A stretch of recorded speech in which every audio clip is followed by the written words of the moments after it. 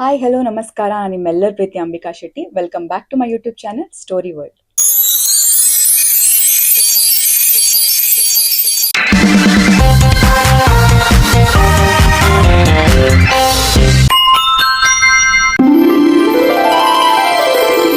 ಯಾರೆಲ್ಲ ನನ್ನ ಚಾನಲ್ನ ಹೊಸದಾಗಿ ವಿಸಿಟ್ ಮಾಡ್ತಾ ಇದ್ದೀರಾ, ಇನ್ನೂ ಚಾನಲ್ ಸಬ್ಸ್ಕ್ರೈಬ್ ಆಗಿಲ್ಲ ಅಂಥವ್ರಾಗಿದ್ರೆ ಪ್ಲೀಸ್ ಚಾನಲ್ನ ಸಬ್ಸ್ಕ್ರೈಬ್ ಮಾಡಿ. ಹಾಗೆ ಈ ಚಾನಲ್ ಬರೋ ಪ್ರತಿಯೊಂದು ವಿಡಿಯೋನು ನೋಡಿ, ಲೈಕ್ ಮಾಡಿ, ಶೇರ್ ಮಾಡಿ, ಹಾಗೆ ನಿಮ್ಮ ಒಪಿನಿಯನ್ನ ಕಮೆಂಟ್ ಸೆಕ್ಷನ್ ಮೂಲಕ ತಿಳಿಸಿ.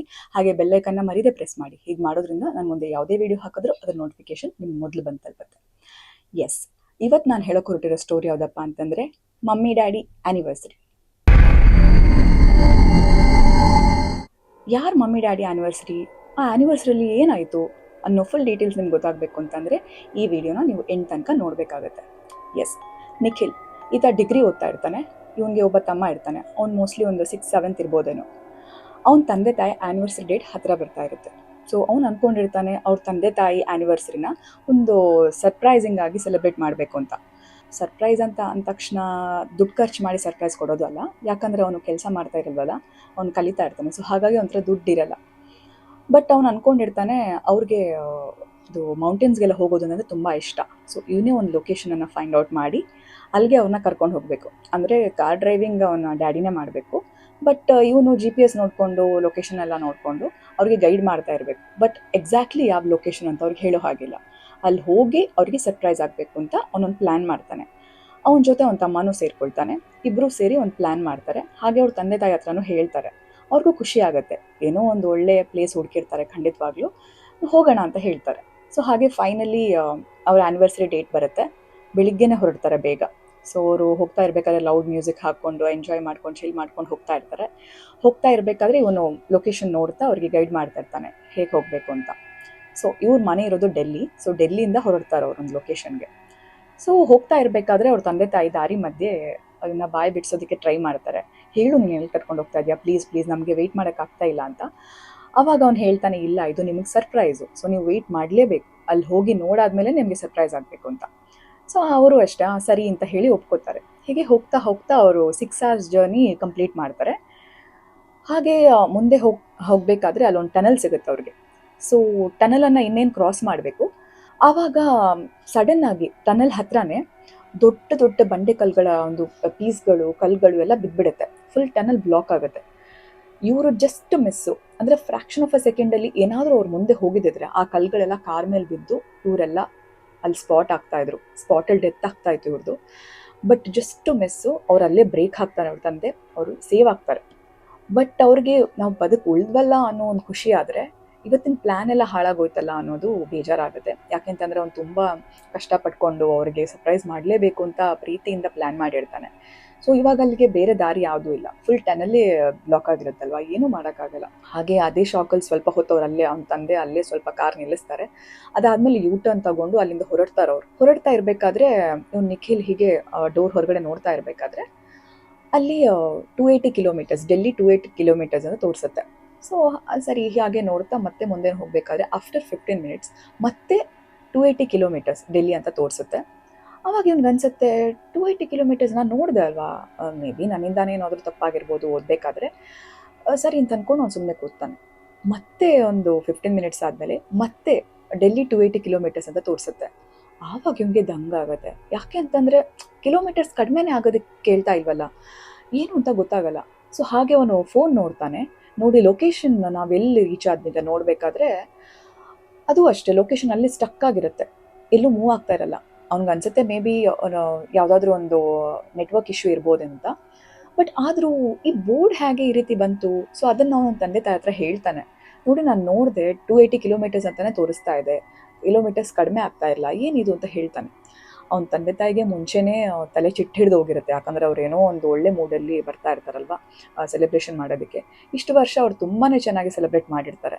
ಅಂದರೆ ತಂದೆ ತಾಯಿಗೆ ಸರ್ಪ್ರೈಸ್ ಕೊಡೋದಾಗಿರಲಿ ಅಥವಾ ತಾಯಿ ತಂದೆಗೆ ಸರ್ಪ್ರೈಸ್ ಕೊಡೋದಾಗಿರಲಿ, ಏನೋ ಒಂದು ಸ್ಪೆಷಲಾಗಿ ಸೆಲೆಬ್ರೇಟ್ ಮಾಡೋದು ಅವ್ರಿಗೆ ರೂಢಿ ಇತ್ತು. ಬಟ್ ಈ ಸಲ ಈ ರೀತಿ ಆಗೋಯ್ತಲ್ವ, ಅವ್ರ ಮೂಡೆಲ್ಲ ಹಾಳಾಗೋಗುತ್ತೆ. ಸೊ ಅವ್ನ ತಂದೆ ಅದೇ ಕೋಪದಲ್ಲಿ ಇವನ ಮೇಲೆ ರೇಗಾಡ್ಬಿಡ್ತಾರೆ.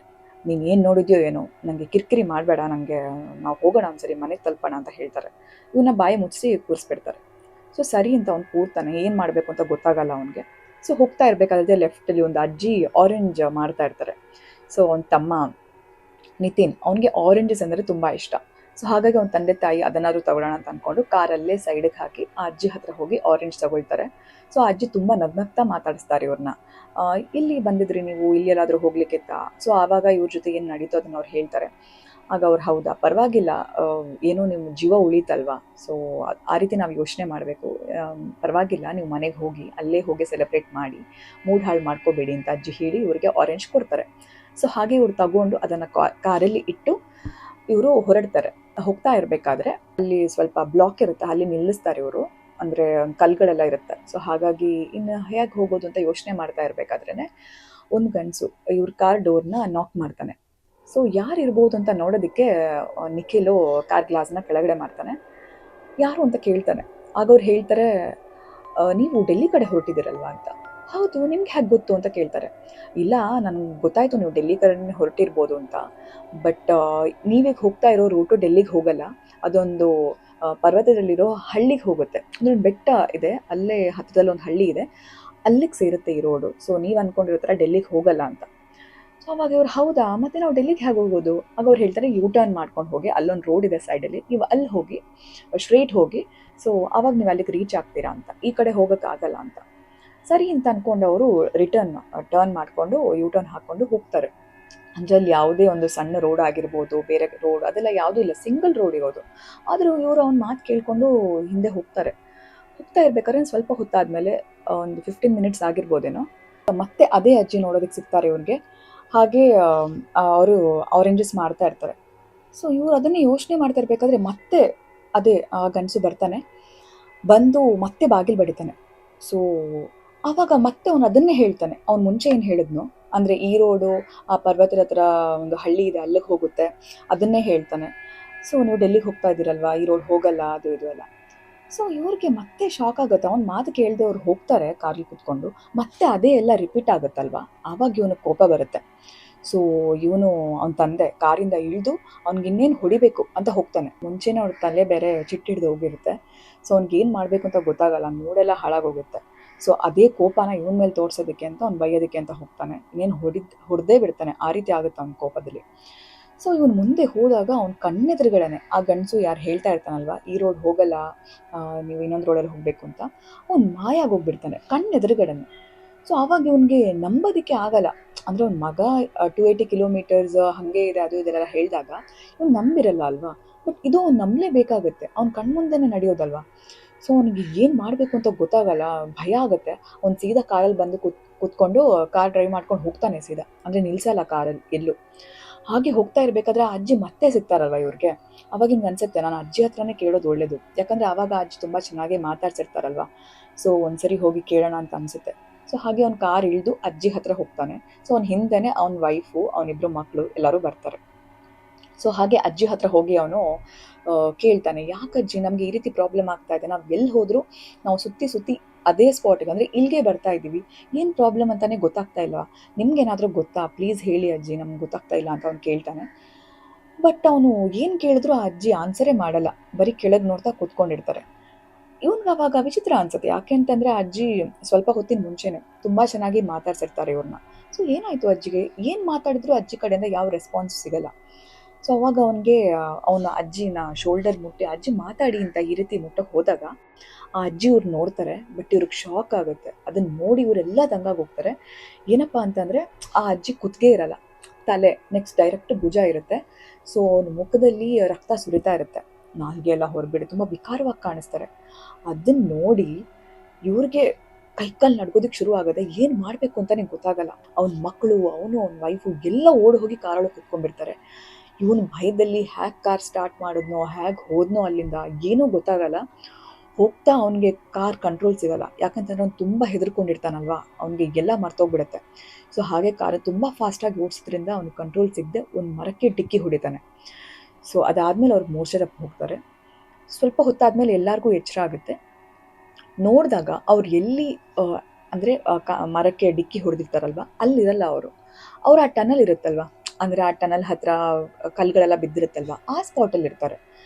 ಸೊ ಇವ್ರಿಗೆ ಶಾಕ್ ಆಗುತ್ತೆ. ಬಟ್ ಆ ಟನಲ್ ತುಂಬ ಕ್ಲೀನ್ ಆಗಿರುತ್ತೆ, ಯಾವುದೇ ಕಲ್ಲುಗಳು ಏನೂ ಇರಲ್ಲ, ದಾರಿಲಿ ಯಾವುದೂ ಅಡ್ಡ ಇರಲ್ಲ ಅವ್ರಿಗೆ. ಬಟ್ ಏನಾಗೋಯ್ತು, ನಾವು ರಿಟರ್ನ್ ಹೋಗಿದ್ವಲ್ವಾ, ಏನು ನಡೆದೋಯ್ತು ಅಂದರೆ ಕನಸು ಅಂತ ಅನ್ಕೊಳಕ್ಕಾಗಲ್ಲ, ಎಲ್ಲರೂ ಅದನ್ನು ಫೀಲ್ ಮಾಡಿದಾರಲ್ವಾ. ಸೊ ಅವ್ರಿಗೇನು ಅಂತಲೇ ಅರ್ಥ ಆಗಲ್ಲ.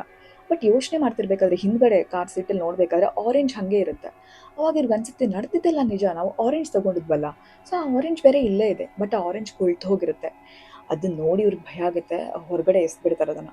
ಇಲ್ಲಿ ನಿಲ್ಲೋದೇ ಬೇಡ ಅಂತ ಅಂದ್ಕೊಂಡು ಅವರು ಹೊರಟು ಹೋಗ್ತಾರೆ ಅಲ್ಲಿಂದ. ಸೊ ಯಾಕೆ ಅಂತಂದರೆ ಅವನು ಮಗನೂ ಅಷ್ಟೇ, ಆ ಜಿ ಪಿ ಎಸ್ಸಲ್ಲಿ ನೋಡಿದಾಗ ಲೊಕೇಶನ್ ಅಲ್ಲೇ ತೋರಿಸ್ತಾ ಇರುತ್ತೆ. ಬಟ್ ಅಲ್ಲೆಲ್ಲ ಸುತ್ಕೊಂಡು ಬಂದು ಮತ್ತೆ ಅವಾಗ ಗೊತ್ತಾಗುತ್ತೆ ಲೊಕೇಶನ್ ಅಲ್ಲೇ ತೋರಿಸ್ತಾ ಇತ್ತಲ್ವ, ನಾವು ಅಲ್ಲೇ ಇದ್ವಿ. ಬಟ್ ಇದೆಲ್ಲ ನಾವು ಟ್ರಾವೆಲ್ ಮಾಡ್ಕೊಂಡು ಹೇಗೆ ಬಂದ್ವಿ, ಎಲ್ಲರೂ ಫೀಲ್ ಮಾಡಿದ್ದೀವಲ್ವ. ಸೊ ಏನೋ ಪ್ರಾಬ್ಲಮ್ ಇದೆ. ಸೊ ಅಂದ್ಕೊಂಡು ಅವರು ಸೀದಾ ಅಲ್ಲಿಂದ ಹೊರಡಿ ಫೈನಲಿ ಅವರು ಡೆಲ್ಲಿಗೆ ರೀಚ್ ಆಗ್ತಾರೆ. ಬಟ್ ಆ ಒಂದು ಆ್ಯನಿವರ್ಸರಿನ ಅವ್ರು ಯಾವತ್ತೂ ಮರೆಯೋಕ್ಕೆ ಸಾಧ್ಯನೇ ಇಲ್ಲ. ಯಾಕೆ ಅಂತಂದರೆ ಇದುವರೆಗೂ ಅಂದರೆ ಇವರು ತುಂಬ ಚೆನ್ನಾಗೇ ಸೆಲೆಬ್ರೇಟ್ ಮಾಡ್ತಾ ಇರ್ತಾರೆ ಅವ್ರ ತಂದೆ ಅವರ ತಾಯಿಗೆ ಸರ್ಪ್ರೈಸ್ ಕೊಡೋದಾಗಿರಲಿ, ಅಥವಾ ತಾಯಿ ತಂದೆಗೆ ಸರ್ಪ್ರೈಸ್ ಕೊಡೋದಾಗಿರಲಿ. ಸೊ ಏನೋ ಒಂದು ಸ್ಪೆಷಲಾಗಿ ಸೆಲೆಬ್ರೇಟ್ ಮಾಡೋದು ರೂಢಿ ಇತ್ತು. ಬಟ್ ಈ ಸಲ ಇವನು ಅಂದ್ಕೊಂಡಿರ್ತಾನಲ್ವ ನಿಖಿಲು, ನಾನು ಸೆಲೆಬ್ರೇಟ್ ಮಾಡಿಸ್ಬೇಕು ಅಂತ. ಬಟ್ ಈ ರೀತಿ ಆಗುತ್ತೆ ಅಂತ ಅವನಿಗೂ ಗೊತ್ತಿರಲಿಲ್ಲ. ಬಟ್ ತುಂಬ ಬೇಜಾರಾಗುತ್ತೆ. ಹಾಗೂ ಬದುಕಿ ಬಂದ್ವಲ್ವ ನಾವು, ಅದೇ ದೊಡ್ಡ ವಿಚಾರ. ಅದಕ್ಕೆ ನಾವು ಸಮಾಧಾನ ಪಡ್ಕೋಬೇಕು ಅಂತ ಅನಿಸುತ್ತೆ ಅವ್ರಿಗೆ. ಸೊ ಬಟ್ ಈ ಆ್ಯನಿವರ್ಸರಿ ಅವ್ರು ಯಾರೂ ಮರೆಯೋದಕ್ಕೆ ಸಾಧ್ಯನೇ ಇಲ್ಲ. ಒಂದೊಂದು ಸರಿ ಹಾಗೆ ಅಲ್ವಾ, ನಾವೇನೋ ಪ್ಲ್ಯಾನ್ ಮಾಡ್ತೀವಿ, ಬಟ್ ಇನ್ನೇನೋ ನಡೆದು ಹೋಗುತ್ತೆ.